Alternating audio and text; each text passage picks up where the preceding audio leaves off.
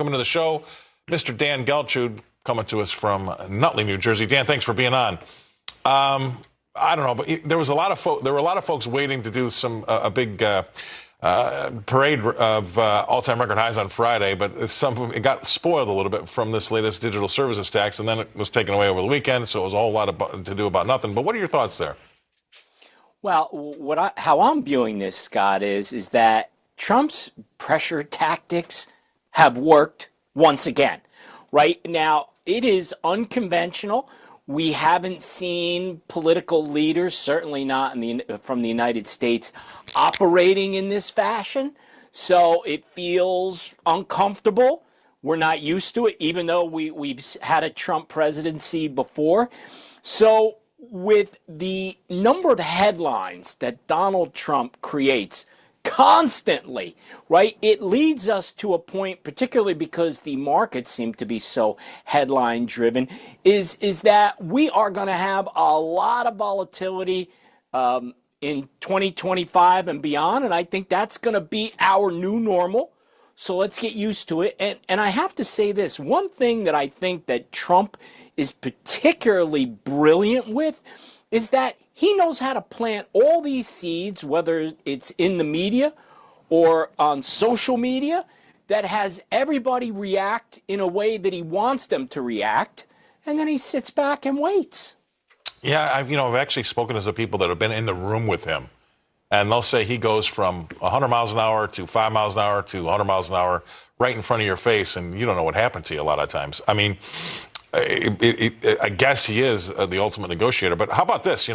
I think it's Apollo, a service that came out Friday or maybe even Saturday that said they're not too friendly to the right or the Republican agenda. But their lead economist came out and said that he may have gotten Trump wrong. Did you see the report?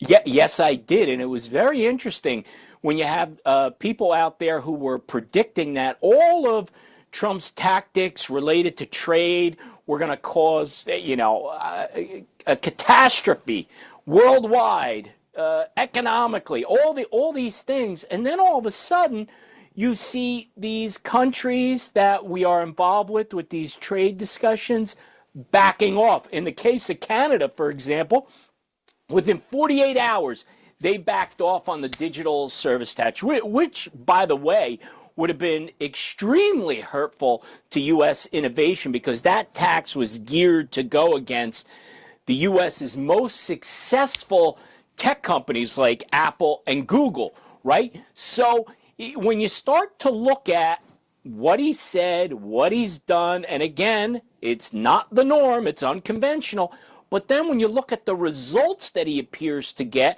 I'm glad there's some people out there honest enough, Scott, to say, you know what?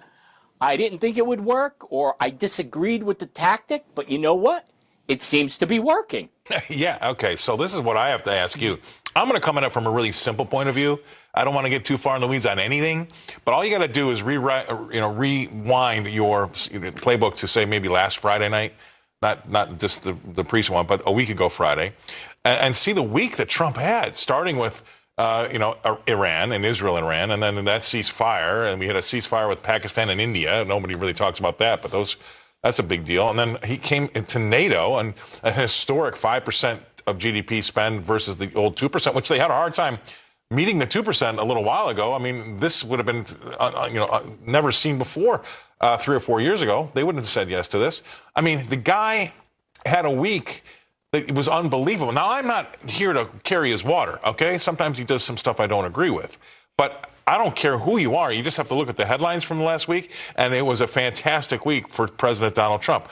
Why, in God's green earth, would you think it's time to stand up to him on a Friday going home for the weekend if you're Canada and this digital tax? I don't understand.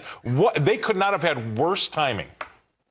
Right. Now, did they really think to say, well, it's the weekend, Trump is going to take some time off? It seems to me, even if he's on the golf course, he's typing away on Truth Social or something else, always messaging, always working. And if you study Donald Trump, the one thing that they say about him is the guy doesn't sleep.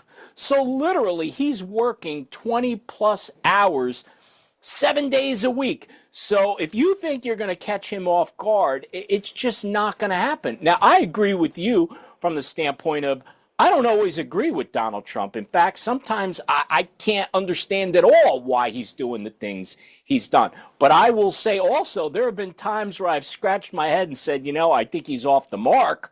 And then all of a sudden it works. So, I think there's a lot of world leaders that are sitting back and saying, I think maybe we're going to have to sit it out the next 3.5 years because this guy is not going to stop. I agree 100%. And so that's my one wish over the weekend was I would have loved to have been in the room in Canada when they went around the room saying, okay, we think now is a good time to punch back, which I would have said, if it came to me, I would have said, what are you kidding me? His chin it's rock hard right now. We're not going to land anything. Why don't we just wait a little bit here, wait till things settle down, and then maybe come back and hit him with a tax.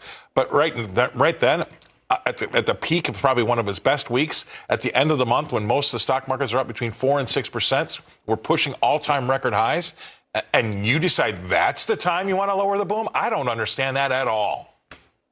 I think one of the best things that Trump has going for him is that for whatever reason, people continue to underestimate him, whether it's here at home or abroad with these other countries. They're like, he won't do that. They need to start getting in their head. He will do anything he needs to do, which he believes is necessary in that moment. So he's simply out strategizing everyone. And because nobody can figure out what he's thinking or what he's going to do next, everybody just kind of poo-poos it. But look, the guy is getting incredible results. So you just can't argue with it. You shake your head. I mean, this last 6 months has been absolutely crazy. But anyway, it's great if you have your own show and you're a guest on that show, too. So thanks for coming on, Dan. We always have something to talk about. We'll look forward to seeing what you've got next week. Dan Geltrude, not in New Jersey, America's accountant. Thanks for coming on. All right, let's take a look at these equity prices.